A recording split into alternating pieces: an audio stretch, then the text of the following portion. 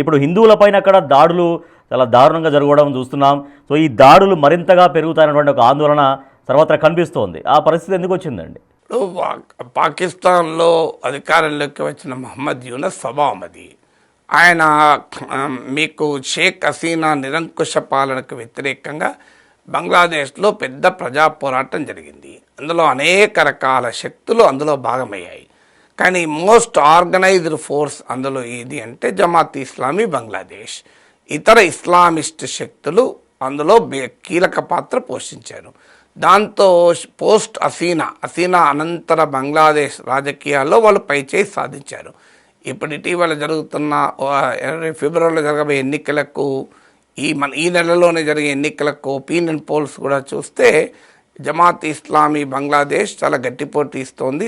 మీకు తారిక్ రహమాన్ నాయకత్వంలోని బంగ్లా నేషనలిస్ట్ పార్టీకి అది వెరీ క్లోజ్ సెకండ్ వచ్చే అవకాశం కనబడుతుంది. ఎందుకంటే అవామీ లీగ్ పోటీలో లేదు, అవామీ లీగ్ నిషేధించారు కనుక. సో అందువల్ల మీకు పాకిస్తాన్ అనుకూల ఇస్లామిస్ట్ మతోన్మాద శక్తులు బంగ్లాదేశ్లో అధికారంలోకి వచ్చారు. దాంతో వారు మైనారిటీలపైన దాడులు చేశారు. హిందువులపైన దాడులు చేయడానికి కారణం భారతదేశం పైన కోపము, షేక్ హసీనాపై కోపం. మొదటిది అసలు బంగ్లాదేశ్ విమోచనని వీళ్ళు వ్యతిరేకం. వీరు బంగ్లాదేశ్ నేషనలిస్ట్ పార్టీ బంగ్లాదేశ్ ఏర్పాటుకు వ్యతిరేకం కాదు. అది ఇస్లామిస్ట్ ఓవర్టోన్స్ ఉన్న పార్టీ కానీ బంగ్లాదేశ్ స్వాతంత్రానికి వ్యతిరేకం కాదు. కానీ జమాత్ ఇస్లామీ బంగ్లాదేశ్ మహమ్మద్ యూనస్కు బలమైన మద్దతుదారులుగా ఉన్నవారు బంగ్లాదేశ్ ఏర్పాటుకే వ్యతిరేకం. కేవలం ఇస్లామిస్ట్ శక్తులే కాదు, అసలు బంగ్లాదేశ్ ఇండిపెండెంట్ కాకూడదు, ఇస్లామిక్ రిపబ్లిక్ ఆఫ్ పాకిస్తాన్లో భాగంగా ఉండాలని వాళ్ళ కోరిక. వీళ్ళు షేక్ ముజిబుర్ రెహమాన్ నాయకత్వంలో స్వాతంత్ర పోరాటం జరుగుతున్న సమయం నుంచి కూడా ఉన్నారు.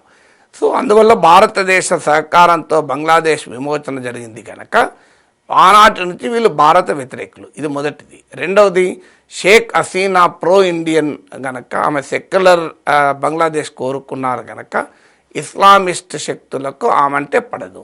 ఆమెకు మనం మద్దతు ఇవ్వడమే కాకుండా ఇప్పుడు ఆశ్రయం ఇస్తున్నామన్నది రెండవది. అందువల్ల బంగ్లాదేశ్లో హిందువులు కూడా షేక్ హసీనా మద్దతుదారులుగా, అవామీ లీగ్ మద్దతుదారులుగా వారు చూస్తారు. అది రెండవ కారణం. సో భారత వ్యతిరేకత కూడుతో పాటు హిందువులపైన దాడులు చేయడానికి రెండవ కారణం అది. మూడవ కారణం ఏంటి అంటే భారతదేశము బంగ్లాదేశ్లో జరిగే పరిణామాల పట్ల అసలు షేక్ హసీనాను మాకు అప్పజెప్పాలి అనేది వాళ్ళ డిమాండ్. అప్పజెప్పడానికి మనం సిద్ధంగా లేము. సో బంగ్లాదేశ్లో జరుగుతున్న ఈ ప్రో పాకిస్తాన్ టిల్ట్ కూడా ఉంది. పాకిస్తాన్ ఇండియాకు వ్యతిరేకం కనుక బంగ్లాదేశ్లో పైచేయి సాధిస్తున్న పాక్ అనుకూల శక్తుల ప్రభావం వల్ల కూడా హిందువులపైన దాడులు జరుగుతున్నాయి. అంటే పాకిస్తాన్లో దాడులు జరుగుతున్నాయి, మనకు బంగ్లాదేశ్ జరుగుతుంది. నాలుగవది, మన ప్రభుత్వం చేయాల్సినంత చేయడం లేదు కనుక. ఇప్పుడు మీరు నరేంద్ర మోడీ ప్రభుత్వం బంగ్లాదేశ్ హిందువుల కొరకు చేసిన ఒక్క పని చెప్పండి. ఖండిస్తూ స్టేట్మెంట్ మినహా ఎక్కడన్నా యునైటెడ్ నేషన్స్కి వెళ్ళిందా? యుఎన్ హ్యూమన్ రైట్స్ కౌన్సిల్కి వెళ్ళిందా? అమెరికా అధ్యక్షునితో చర్చల్లో లేవనెత్తిందా? యూరోపియన్ యూనియన్ నాయకులతో ఇటీవల జరిగిన చర్చల్లో లేవనెత్తామా? మీరు షాంఘై కోఆపరేషన్ ఆర్గనైజేషన్ మీటింగ్లో మోడీ లేవనెత్తాడా? రష్యాతో జరిగిన చర్చల్లో లేవనెత్తాడా? మీరు ఎక్కడన్నా ఇంతవరకు బంగ్లాదేశ్ హిందువులపై జరుగుతున్న దాడుల్ని మన ప్రధానమంత్రి అంతర్జాతీయంగా రైజ్ చేశాడు. మీరు చూడండి, ఎక్కడన్నా వేడా రైజ్ చేస్తాడు. బ్రిక్స్ మీటింగ్లో రైజ్ చేశాడా? G20లో రైజ్ చేస్తాడా? నథింగ్. ఆఖరికి పశ్చిమాసియాలో అనేక ఇస్లామిక్ దేశాలతో ప్రధానమంత్రి మోడీకి సన్నిహిత సంబంధాలు కూడా ఉన్నాయి. Saudi Arabia కింగ్తో, UAE కింగ్తో, Jordan, బెహ్రాన్ రాజులతో, వాళ్ళతోనైనా Qatar రాజుతో ఇది అన్యాయం అయ్యా, బంగ్లాదేశ్లో హిందువులపైన దాడులు జరుగుతుందని చెప్పాడా మోడీ?